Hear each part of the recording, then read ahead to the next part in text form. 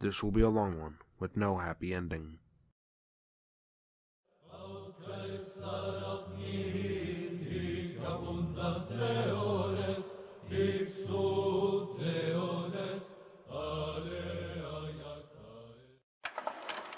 Then came a day when Aurelianus was informed that the legionaries had found 2 NCR troopers and captured them. A ranger and a trooper tried to sneak into Cottonwood Cove to assassinate Centurion Cronus, something that was found out later. I figured I didn't really want those 2 to lose their characters, so I wanted to try and get them a chance to survive this encounter.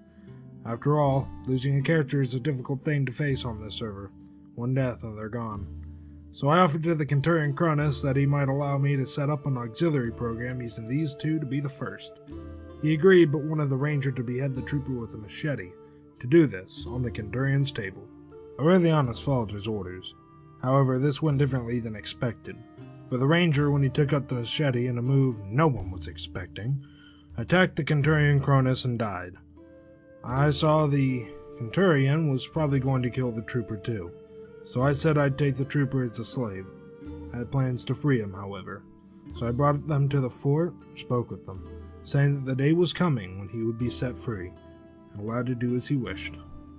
For the next couple of hours, Aurelianus spoke philosophy, giving the trooper a book to write as he wanted. Aurelianus would then find a fellow legionary, whose name I cannot recall, who agreed to escort them to Freeside, where Aurelianus would hand the trooper over to Sig. The Securitrons did not open fire on Aurelianus or the fellow legionary during this, something the Decanus Aurelianus learned in a previous trip to the Old Mama Fort with Sig. However, to convince everyone else that this wasn't freeing a slave, he said that this was planting a spy inside of the followers. When he reached Sig, Decanus Aurelianus explained everything, in a show of faux humility, pleaded with the follower to take the trooper under his wing. Sig agreed. The trooper would later be killed by a Ghoul Raider character named Dean. I have not covered Dean in great detail yet. However, Dean had been a terror on the server, enslaving, robbing, and murdering other players with reckless abandon. Turned out that Dean had joined the server around the same time I did, which means while I had been biding my time, Dean was wreaking havoc over the wasteland, something I later found out caused many players grief, and a few even left the server due to Dean the Ghoul's treatment of them out of character. As in voice calls and DMs. You see, Dean had a habit of asking people if they enjoyed the roleplay after killing off someone's character. He would say he was just being blunt.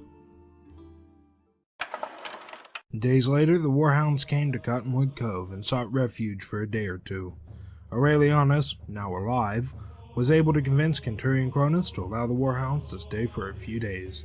During these days, Aurelianus would meet some new legionaries. The first, Philinus, would make his appearance. Philinus was a legionary that would prove to be someone Aurelianus was relying on many times for the art of deception and intrigue. Then came Dominic, one Aurelianus didn't know well but had favor towards, as well as a veteran of the server who had been gone for a while, known as Decanus Paulus. There was another legionary, but his name escapes me. At first, Philinus and Aurelianus didn't trust Decanus Paulus, but over time, Paulus more than proved his loyalty, and Aurelianus became happy to have Paulus around. Taking Dominic with them, Aurelianus, Philinus, and Paulus would make their way to Novak. Aurelianus had seen Novak as a prized possession that he had not claimed yet. Overrun by ghouls, Aurelianus sought to clear out Novak and drive them back to the Repcon testing facility.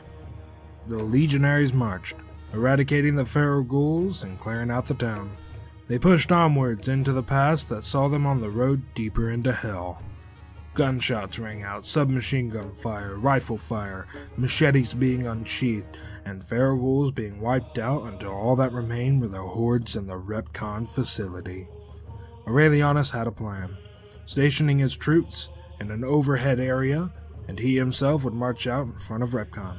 He called out for the ferals to come out and fight him. When they did, he fell back to give his men a clear line of fire. A small horde was eviscerated. The mission was accomplished. From that day forward, Novak was no longer Novak. It was now Ultimatus, named after Decanus Aurelianus' adopted son, Ultima Genesis.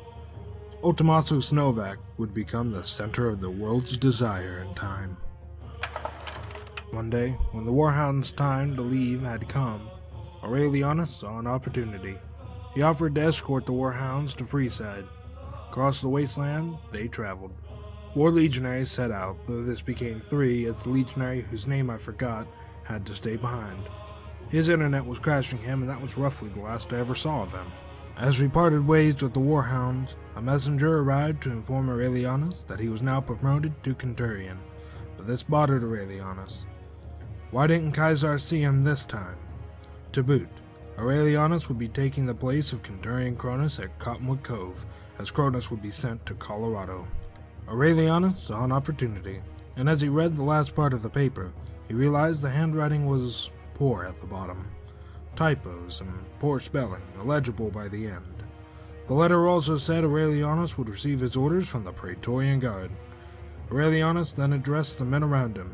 "I have some bad news," he told them. "I fear Caesar may be dying." He expressed that in this grave scenario, the legion needed an heir, and asked the legionaries to pick from the legion who would be the best choice. Philinus, Paulus, and Dominic all agreed that Aurelianus should be the heir. Aurelianus then said for them to think on it, and that they would return.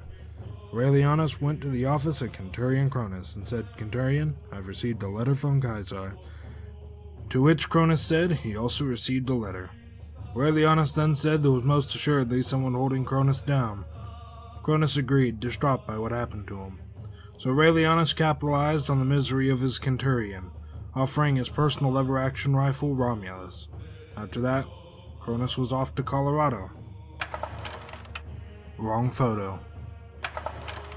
In his new position, Aurelianus' plot began. The Colorado River would be his Rubicon.